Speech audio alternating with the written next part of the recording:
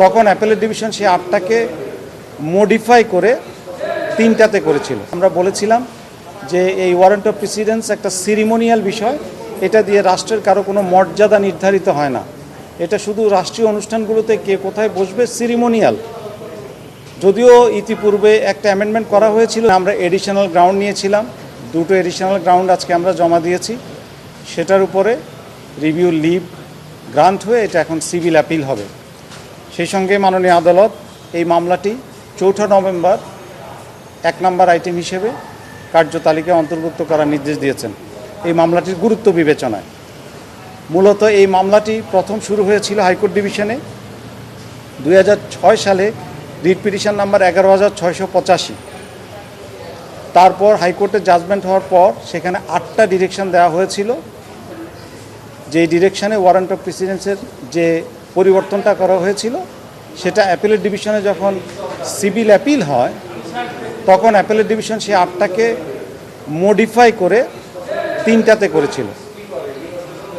সেই 3টার মধ্যে মূল যেটা ছিল সেটা হলো লার্নেড ডিস্ট্রিক্ট জাজেস এবং ইকুইভ্যালেন্ট পোস্ট হোল্ডার যারা, ওনাদেরকে দেওয়া হয়েছিল সিরিয়াল 16-এ সেক্রেটারি সাহেবদের সাথে, আর এডিশনাল ডিস্ট্রিক্ট জাজ যারা ওনাদেরকে দেওয়া হয়েছিল 17-এ। এছাড়া রায়ের বডিতে কিছু অবজারভেশন ছিল, সেগুলো বলা হয়েছিল সেগুলোর উপর দৃষ্টিপাত করা হয়। এছাড়া অ্যাপেলেট ডিভিশন সিভিল অ্যাপিলে প্রথম যে অবজারভেশনটা দিয়েছিল সেখানে বলেছিল যে since constitution is the supreme law of the land, all constitutional functionaries shall be placed first in order of priority in the table of the impugned warrant of precedence। তো এটা মানে হলো, যদিও ওই 2 এবং 3 নম্বরে এটা পরিষ্কার করা ছিল ডিস্ট্রিক্ট জাজেস এবং এডিশনাল ডিস্ট্রিক্ট জাজের সম্পর্কে, কিন্তু 1 নম্বরে বলা হয়েছিল যে জাজমেন্টের বডিতে ওনারা সাংবিধানিক পদগুলোর যে গুরুত্ব দিয়েছেন এবং যেভাবে অবজার্ভ করেছেন সেটা অনুযায়ী যেন ওয়ারেন্ট অফ প্রেসিডেন্সটা সংশোধন করা হয়। আমরা প্রজাতন্ত্রী বাংলাদেশ সরকারের ক্যাবিনেট ডিভিশন বা ক্যাবিনেট সেক্রেটারির পক্ষে আমরা রিভিউ পিটিশন দায়ের করি।